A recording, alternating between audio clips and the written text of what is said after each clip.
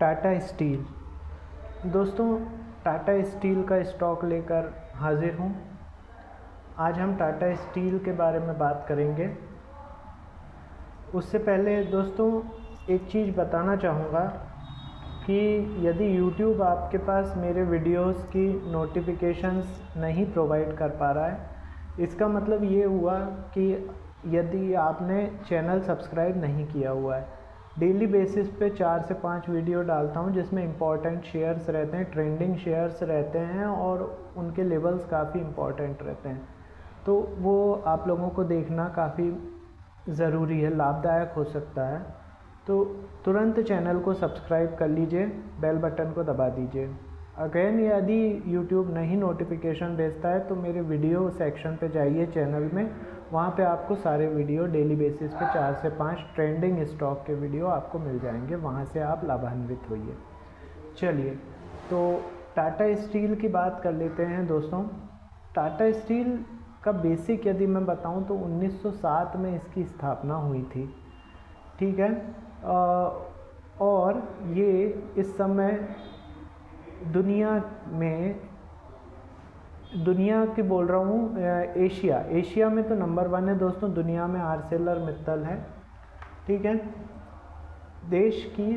Asia की सबसे बड़ी स्टील निर्माता कंपनी है, ठीक है। 1907 में स्थापित कंपनी है और निजी कंपनी है, टाटा ग्रुप की कंपनी है दोस्तों। ये क्या करती है, लौह अयस्क और कोयले के खनन और प्रसंस्करण से लेकर तैयार उत्पादों के उत्पादन और वितरण तक, मतलब सारा काम स्टील से रिलेटेड करती है, ठीक है। इनका टारगेट 2025 में, ठीक है, इनका टारगेट सन 2025 तक 30 MNTPA क्षमता बढ़ाने का है।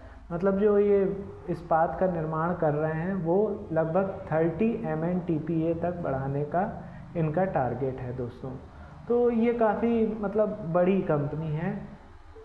अब हम यदि बात करें दोस्तों इसकी कुछ फंडामेंटल, तो 166 रुपये पर इसने क्लोजिंग दी है और NSE BSE दोनों में लिस्टेड है। मार्केट कैपिटलाइजेशन 2,07,102 करोड़ का है।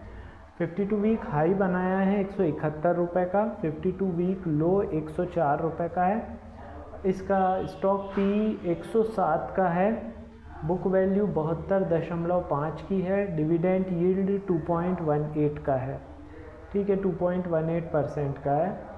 रिटर्न ऑन इन्वेस्टमेंट दोस्तों 7.28% है, फेस वैल्यू 1 की है। अब हम बात करें इसके कंपैरिजन की, तो इसका कंपैरिजन सारे स्टील सेक्टर की कंपनियों से है। JSW steel, SAIL, Jindal stainless, ठीक है, जिंदल सॉ, ये सब इसके कॉम्पिटिटर हैं। अब हम यदि इनके प्रॉफिट एंड लॉस की बात करें दोस्तों, तो टाटा स्टील का अभी रिज़ल्ट आज आने वाला है, अभी तक आया नहीं है, ठीक है। लेकिन जैसा कि अभी सभी कंपनियों के रिज़ल्ट अच्छे ही आ रहे हैं, लेवल्स पे आपको काम करने हैं। जैसे भी आता है उसके बाद मैं कल एक और वीडियो बना दूंगा, उसमें रिज़ल्ट का बातचीत हो जाएगी। लेकिन लास्ट क्वार्टर में इनका रिज़ल्ट अच्छा रहा था, ठीक है, लास्ट क्वार्टर में इनका रिज़ल्ट अच्छा रहा था।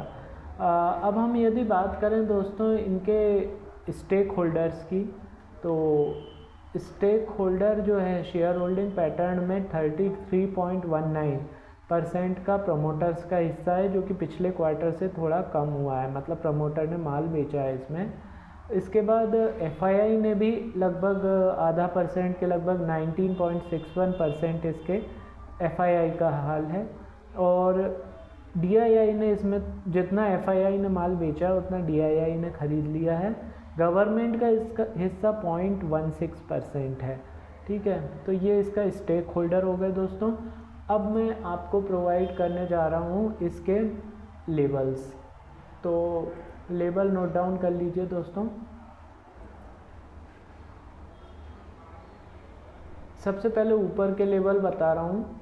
यदि ये देखिए क्लोजिंग दी है 165.90 पर, है ना। यदि ये 168 क्रॉस करता है तो 168 क्रॉस करने के बाद सस्टेन करता है तो अगला टारगेट 171.50, 177.20, 183 और 186 रुपये का होगा ऊपर की तरफ। और यदि ये नीचे की तरफ यदि मैं बात करूं तो नीचे में यदि ये क्रॉस करता है दोस्तों 162.30 नहीं, 162.30 नहीं दोस्तों, इसका आप लगाइए 165.15 के नीचे सस्टेन करता है। 165.15 के नीचे यदि ये सस्टेन करता है तो 162, 159, 153, 147 और 144 का इसका टारगेट नीचे का खुल जाएगा। आई होप आप लोगों ने ये लेवल्स नोट डाउन कर लिए होंगे। अगेन दोस्तों, अगर आपके पास यूट्यूब मेरे डाले हुए डेली के 4 ट्रेंडिंग स्टॉक के नोटिफिकेशन आपके पास नहीं पहुंचा रहा है तो आपने, इसका मतलब ये है कि आपने चैनल को सब्सक्राइब नहीं किया हुआ है। तो तुरंत चैनल को सब्सक्राइब कीजिए और बेल बटन को ज़रूर दबा दीजिए, जिससे कि जब भी मैं वीडियो डालूँ आपके पास नोटिफिकेशन पहुंच सके। अगेन फिर भी नहीं पहुंच रहा है तो फिर आप मेरे चैनल के पेज पर जाइए, वहाँ पे वीडियो सेक्शन में जाइए, आपको डेली बेसिस पे 4 ट्रेंडिंग जो शेयर्स हैं आज के, उनका पूरे लेबल्स, फंडामेंटल और टेक्निकल एनालिसिस मिल जाएगा।